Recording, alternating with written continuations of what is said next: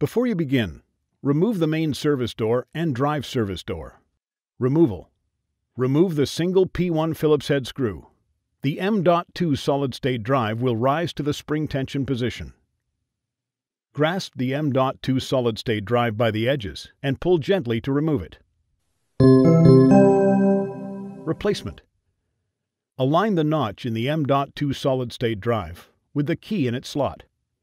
At a 30-degree angle, insert the M.2 solid-state drive into its slot. Press down on the M.2 solid-state drive and replace the single P1 Phillips head screw to secure it in place.